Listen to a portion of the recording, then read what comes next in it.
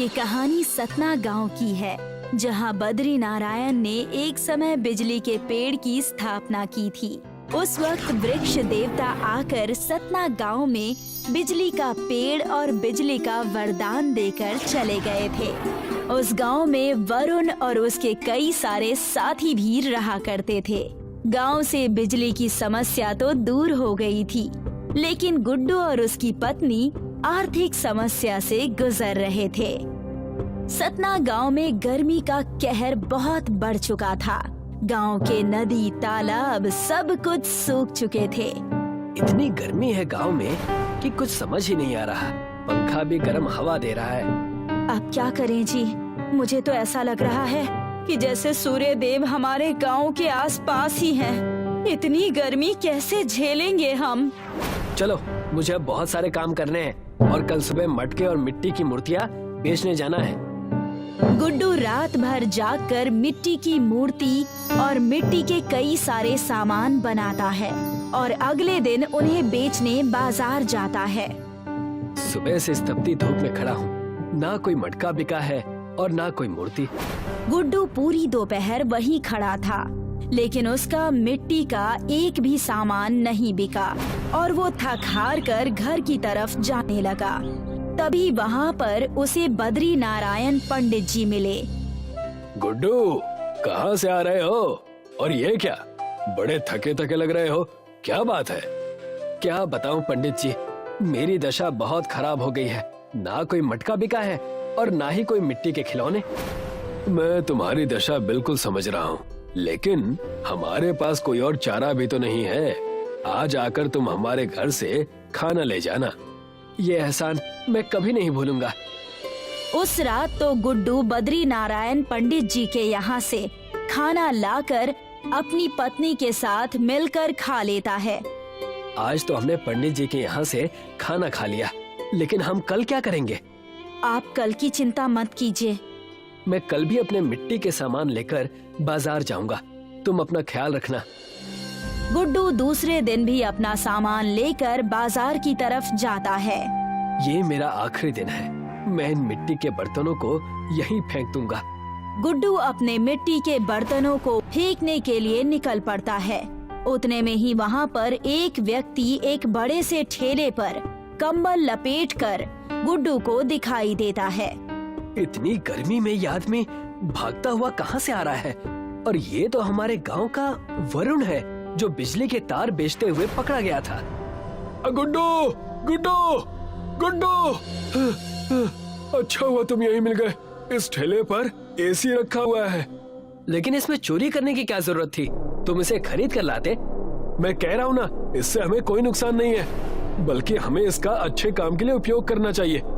वरुण उस एसी को गुड्डू के पास ही छोड़कर चला जाता है, पर गुड्डू उस एसी को देखकर सोचने लगता है।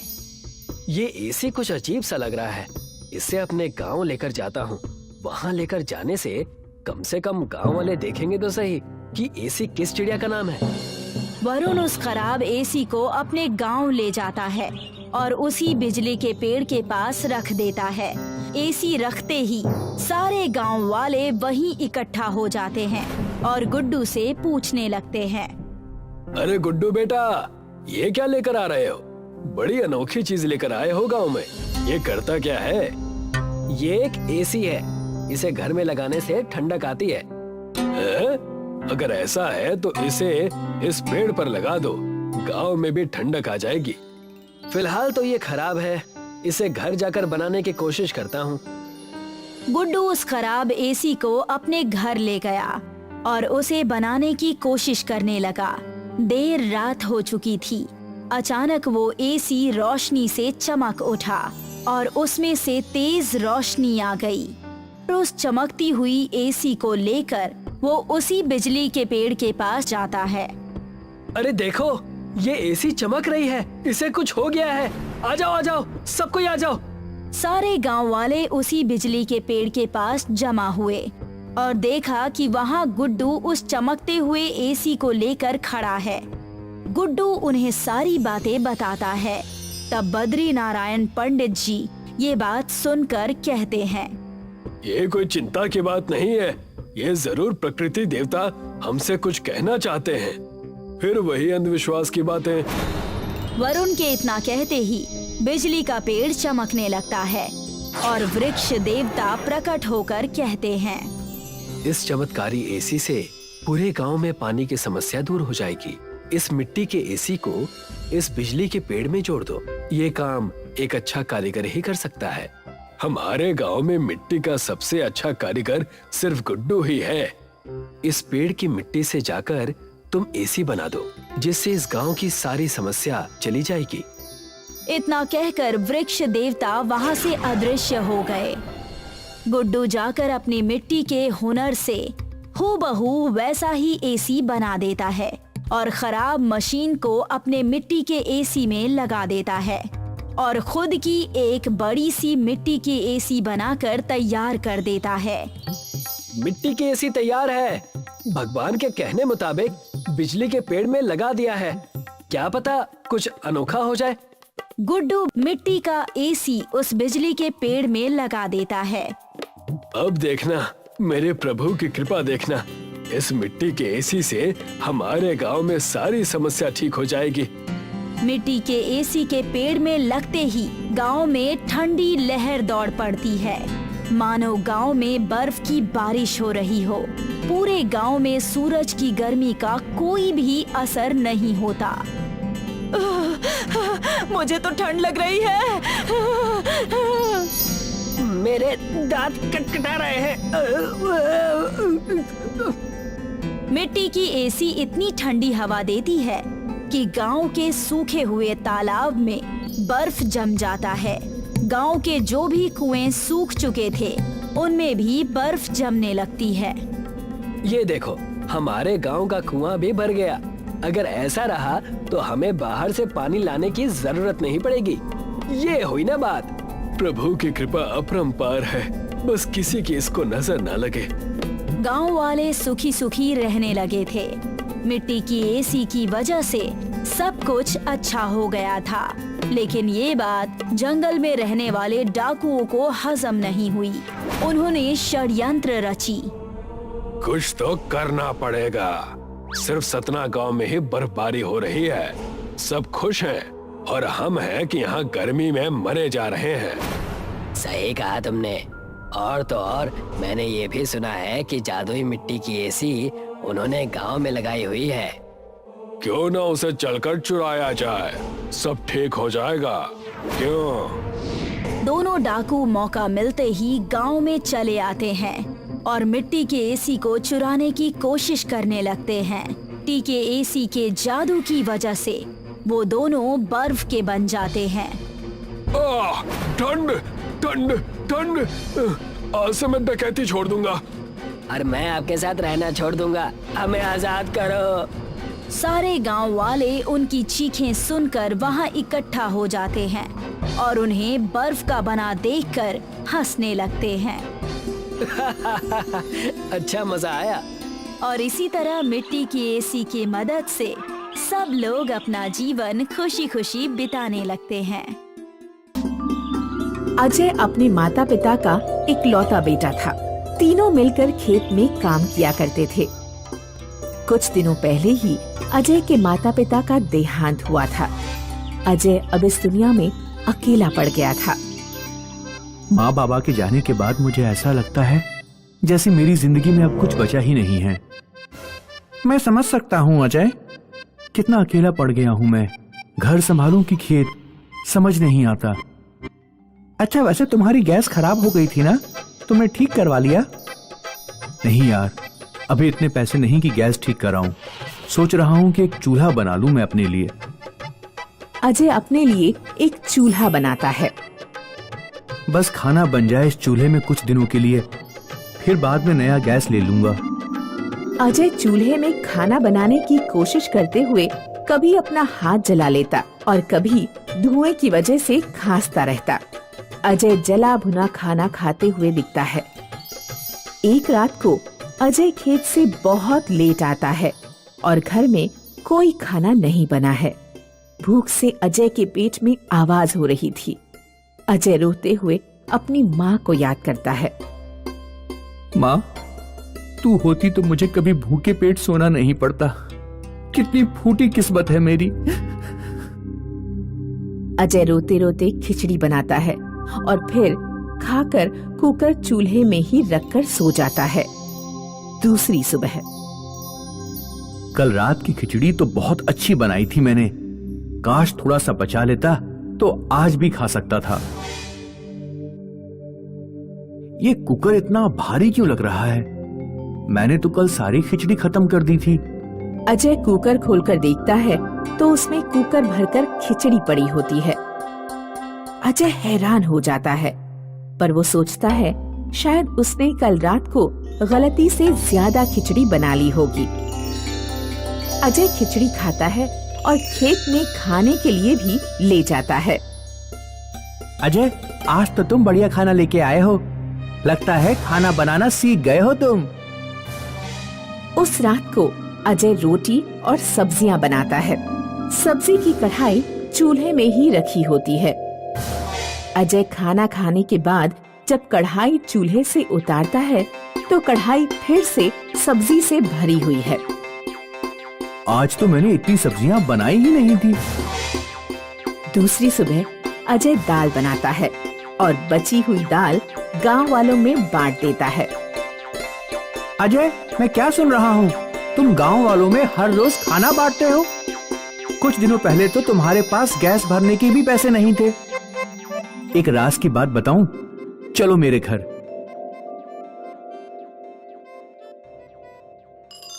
देखो, ये मेरा जादुई चूल्हा है।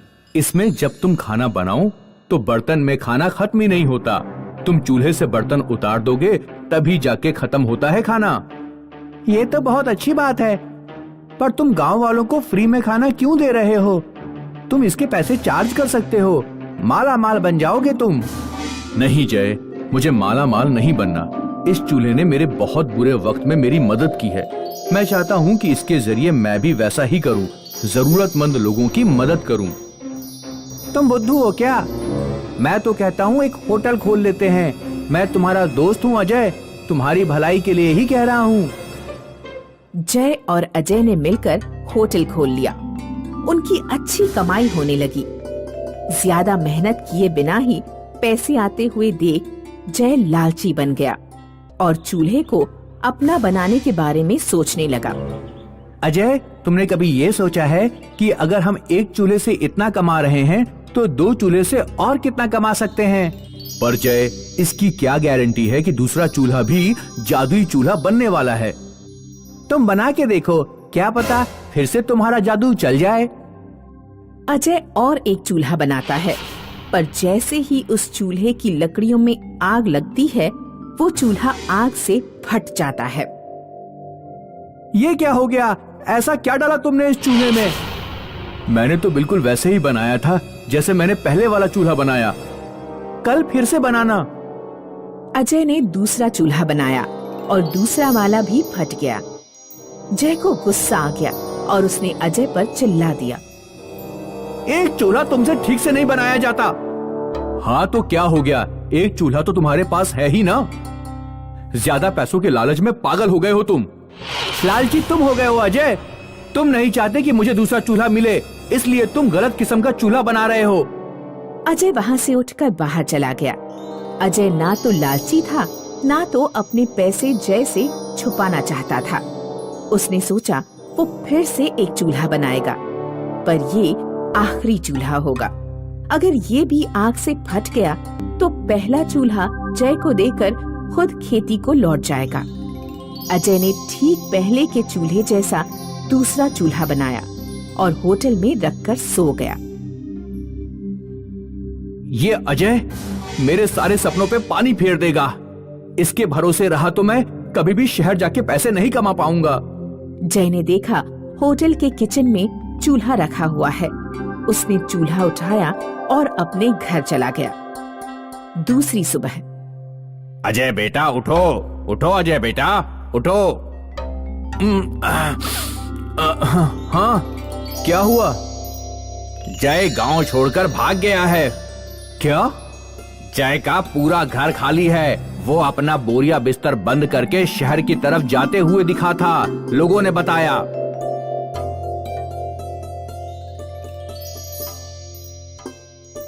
बेटा, सदमा बर्दाश्त नहीं हो रहा है क्या? नहीं काका, मैं तो जय की किस्मत पे हंस रहा हूं। वो क्यों? उस बेचारे ने सोचा होगा कि जादुई चूल्हा चुरा के शहर में बहुत सारे पैसे कमाएगा, पर जादुई चूल्हा तो मैं कल रात अपने घर ले गया था उसको देखकर दूसरा चूल्हा बनाने के लिए। वो बेचारा नया चूल्हा लेकर चला गया। अब पता नहीं उसमें कोई जादू होगा भी या नहीं होगा। उधर जय शहर में एक दुकान खोलता है, बड़े बड़े बैनर बनाता है होटल के लिए और खुशी खुशी पूरे विश्वास से सब्जी बनाने की तैयारी में चूल्हे की लकड़ियों को आग लगाने की कोशिश करता है। पहले के सारे चूल्हों की तरह ये चूल्हा भी आग लगते ही फट जाता है। जय चूल्हे को और अपनी फूटी किस्मत को देखकर सर पकड़कर रोने लगता है। मस्तानापुर गांव में मनोज सिंह नाम का एक गडरिया अपनी पत्नी और बच्चों के साथ रहता था। मनोज के पास 2 दर्जन भेड़ें थीं। मनोज हर रोज सुबह उन्हें जंगल में चराने ले जाता और शाम को वापस ले जाता। घर का सारा काम मनोज की पत्नी सपना संभालती। वो चूल्हे पर खाना बनाकर बच्चों के टिफिन पैक करती और उन्हें स्कूल भेजती। भेड़ों की ऊन और दूध बेचकर मनोज का खर्चा चलता। मनोज अक्सर देखता कि सपना को चूल्हे पर खाना बनाते हुए बहुत खांसी आती है। एक दिन मनोज सपना को लेकर डॉक्टर के पास जाता है।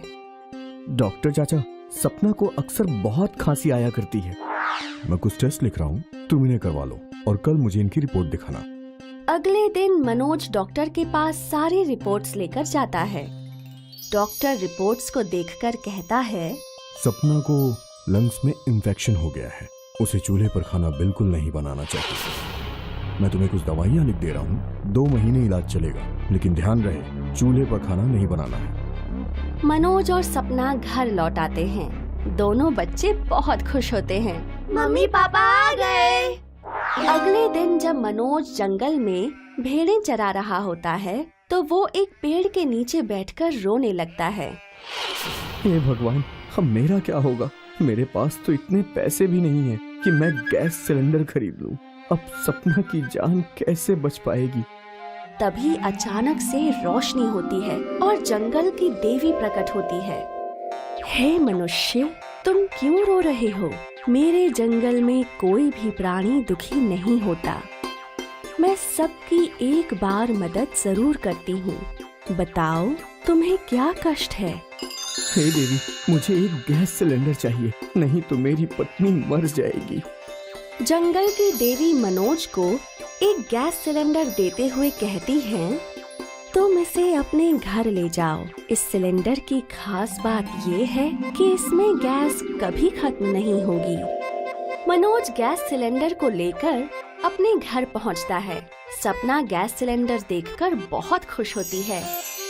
ये हुर्रे!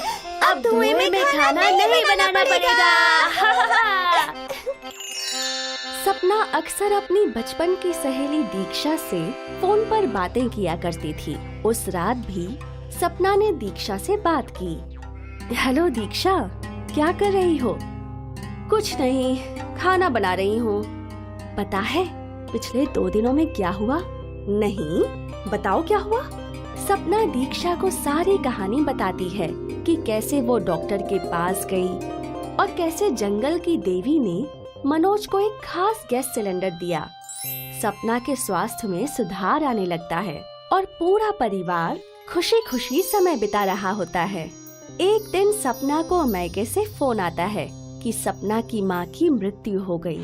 शाम को जब मनोज घर आता है तो सपना उसे दुखद समाचार बताती है। मुझे तुरंत ही मैके जाना होगा। ठीक है, तुम बच्चों को लेकर चली जाओ। मैं कुछ दिन शहर जाकर मजदूरी कराता हूँ, कुछ पैसे आ जाएंगे। वो लोग घर में ताला लगाकर चले जाते हैं। 1 सप्ताह बाद जब सभी घर पर लौटते हैं तो देखते हैं कि घर से गैस सिलेंडर गायब है। ये देखकर मनोज बहुत दुखी होता है। हे भगवान, अब हम क्या करेंगे? मुझे शहर में कोई काम नहीं मिल पाया, हमारे पास पैसे भी नहीं है, और अगर तुम चूल्हे पे रोटी बनाओगी तो लंग्स इन्फेक्शन से तुम्हारी जान को खतरा है। अगर मैं यहाँ पर रहकर खाना बनाऊंगा तो फिर बाहर काम पर कौन जाएगा? हमारा खर्च कैसे चलेगा? मनोज अपने पुलिसमैन दोस्त विजय को फोन करता है और सारी बात बताता है। ठीक है, मैं कल तुम्हारे घर आता हूँ। अगले दिन विजय मनोज के घर आता है। अरे भाई विजय, मुझे समझ में नहीं आ रहा है कि सिलेंडर और गैस कहाँ गायब हो गए। ना तो कोई खिड़की टूटी और ना ही दरवाजे का ताला टूटा।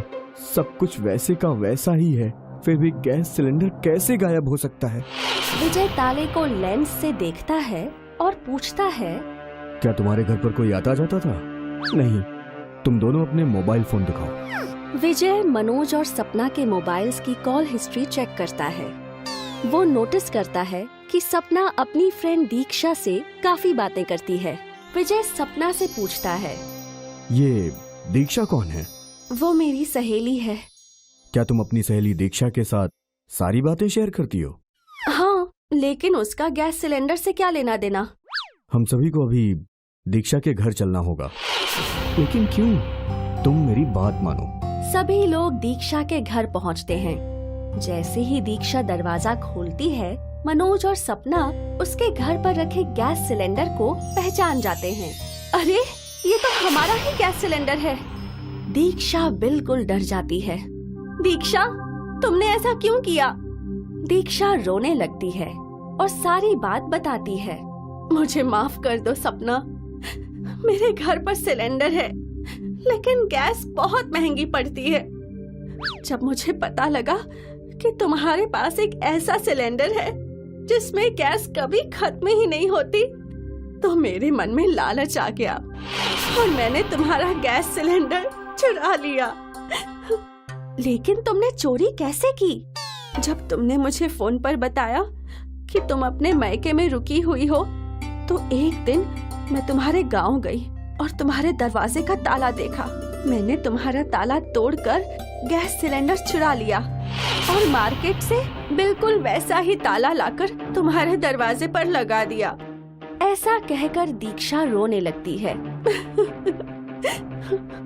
विजय दीक्षा को चोरी के इल्जाम में गिरफ्तार करके पुलिस स्टेशन ले जाता है और सपना और मनोज गैस सिलेंडर के साथ वापस अपने घर लौट आते हैं और खुशी खुशी रहने लगते हैं।